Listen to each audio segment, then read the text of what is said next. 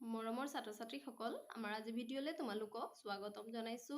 আজি আমি ক্লাছ 3 ইংলিছৰ লেসন নম্বৰ 1 ক্লাউডছ নামৰ কবিতাটিৰ এক্টিভিটি 29 ৰ পৰা কৰিম। তোমালোকে মনোযোগেৰে চাই যাবা।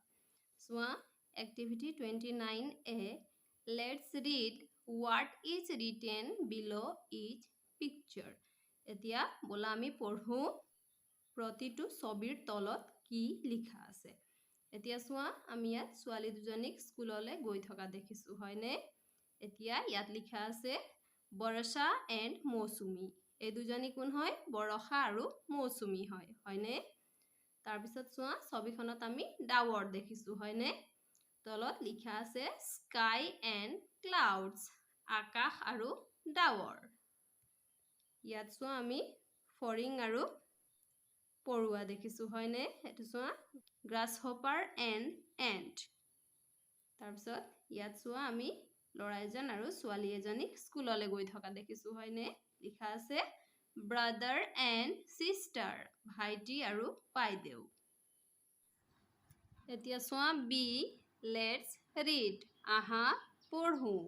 বৰষা লাভছ টু ডেন্স, বৰষাই ডেন্স কৰি ভাল পায়। এণ্ড মৌচুমী লাভছ টু চিং, আৰু মৌচুমীয়ে গান গাই ভাল পায়। এইটো চোৱা এণ্ড মানে হৈছে আৰু। মাই ব্ৰাদাৰ লাইকছ মিল্ক, মোৰ ভাইটিয়ে গাখীৰ ভাল পায়। এণ্ড মাই চিষ্টাৰ প্ৰেফাৰ্ছ টি, আৰু মোৰ বাইদেৱে চাহ বেছি ভাল পায়। নাও ৰাইট চেণ্টেন্সেছ ইউজিং এণ্ড। এতিয়া আমি কি কৰিব লাগিব? এণ্ড ব্যৱহাৰ কৰি, এণ্ড মানে আৰু হয়নে। এণ্ড ব্যৱহাৰ কৰি কেইটামান বাক্য ইয়াত লিখিব লাগিব। এতিয়া চোৱা আমি ইয়াত লিখিছো I like mango and papaya, মই আম আৰু অমিতা ভাল পাওঁ। এতিয়া চোৱা number 2, he is reading book and drinking milk, সি কিতাপ পঢ়ি আছে আৰু গাখীৰ খাই আছে। এতিয়া চোৱা 30 A let's read the following sentences. আহা এই বাক্যসমূহ পঢ়ো। দ্য গ্ৰাছহপাৰ লাইকছ টু চিং, গ্ৰাছহপাৰে ফৰিঙে গান গাই ভাল পায়। But the ant does not like to sing, কিন্তু পৰুৱাই গান গাই ভাল নাপায়। বাট মানে হৈছে কিন্তু। দ্য এণ্ড ৱৰ্কছ হাৰ্ড, পৰুৱাই কঠোৰ পৰিশ্ৰম কৰে। But the grasshopper does not work hard, কিন্তু ফৰিঙে কঠোৰ পৰিশ্ৰম নকৰে। এইটো চোৱা বাট শব্দটোৱে কিন্তু বুজায়। বাট মানে কিন্তু। এতিয়া চোৱা B now work in pairs, use the word but to tell each order what you like to do and what you do not like to do। এতিয়া তোমালোকে কি কৰিব লাগিব? পেয়াৰ্ছ মানে জোৰা জোৰা, মানে দুজন দুজনকৈ বহিব লাগিব। তাৰপিছত তোমালোকে এই বাট শব্দটো ব্যৱহাৰ কৰি ক'ব লাগিব যে তোমালোকে কি ভাল পোৱা আৰু তোমালোকে কি ভাল নোপোৱা। For example I like playing badminton. ইয়াত চোৱা আমাক উদাহৰণস্বৰূপে দিয়া আছে আই লাইক প্লেয়িং বেডমিণ্টন, মই বেডমিণ্টন খেলি ভাল পাওঁ। বাট কিন্তু I do not like playing tennis, কিন্তু মই টেনিছ খেলি ভাল নাপাওঁ। এতিয়া ইয়াত আমি লিখিব লাগিব হয়নে। এতিয়া চোৱা আমি লিখিছো number 1, I like to eat mango, মই আম খাই ভাল পাওঁ। বাট কিন্তু I do not like to eat apple, কিন্তু মই আপেল খাই ভাল নাপাওঁ। Number 2, I like to watch cartoons, মই কাৰ্টুন চাই ভাল পাওঁ।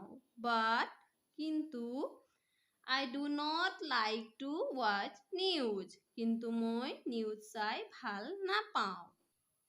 এতিয়া চোৱা number 3, I like to drink juice, মই জুচ খাই ভাল পাওঁ। বাট কিন্তু I do not like to drink tea. মই চাহ খাই ভাল নাপাওঁ। এইটো তোমালোকে ধুনীয়াকৈ লিখি ল'বা। এতিয়া চোৱা activity 31 rearrange the words to make meaningful sentences. Write the sentence and put a full stop at the end of each sentence. এতিয়া চোৱা আমি কি কৰিব লাগিব এই সেন্টেন্সত শব্দবোৰ খেলি মেলিকে দিয়া আছে আমি এই শব্দবোৰ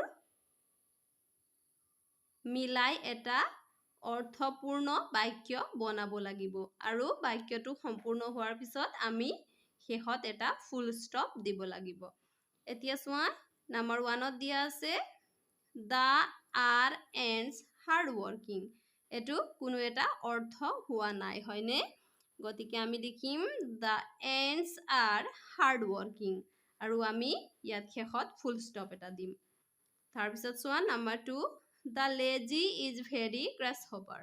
এটো অৰ্থপূৰ্ণ বাক্য হোৱা নাই হয়নে গতিকে আমি লিখিম The grasshopper is very lazy. আমি ইয়াত ফুল ষ্টপ এটা দিম number 3 The asked grasshopper for food and the এটো কোনো অৰ্থ হোৱা নাই হয়নে গতিকে আমি লিখিম The grasshopper asked